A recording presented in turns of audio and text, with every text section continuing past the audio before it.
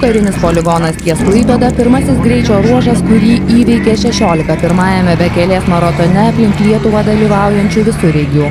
Šiame poligone lenktynininkai galėjo parodyti visus savo įgūdžius valdyti greitai lekiantį automobilį. Penktadienį Vilniuje prasidėjęs Bekelės maratonas palei Lietuvos sieną vyksta pagal visas kelių eismo taisykles. Todėl nei užmiesčio trasose, nei kaimuose, nei važiuodami miško keliukais visureigiai negali viršyti leistino greičio. Jį savo kompiuteriuose atidžiai stebi varžybų teisėjai, nes kiekviename visureigyje sumontuota sekimo įranga. Kai kuriems taisykles pažeidusiems lenktynių dalyviams jau teko aiškinti su kelių policininkais, o maratono rengėjams ir su medžiotojais. Šie pasipiktino naktį miške visureigių keliamų triukšmu. Šiaip renginiai nepraeina be nesklandumų yra, bet jie visi yra numatyti kažkada planuoti, kad tokie gali būti. Tai yra šiek tiek su medžiotojais naktį, ten kažkas kažkur tai pravažiavo, garso per daug buvo.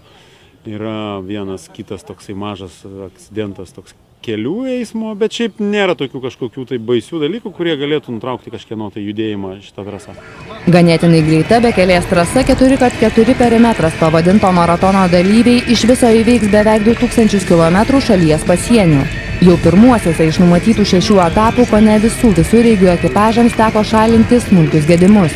Vitoldas Milius nuolatinis įvairių maratonų, ne tik Bekelės visureigiais, bet ir slidinėjimo bei bėgimo dalyvis. Paskutiniuose 4x4 perimetro etapuose nebegalės važiuoti taip greitai, kaip norėtų, nes trūko jo vairuojamo Mitsubishi L200 aušinimo skysčio žarną, kurios pakeisti per varžybas nėra jokių galimybių.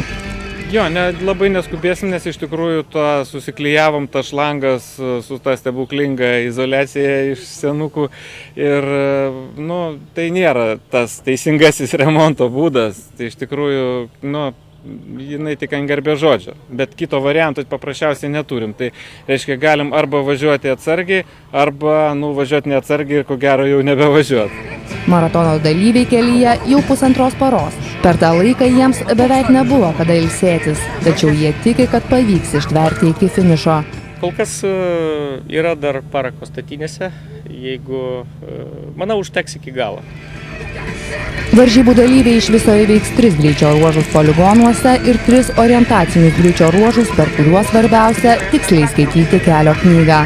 Reporterės Eglė Šilinskaitė ir Gintarė Butkienė, Klaipėda.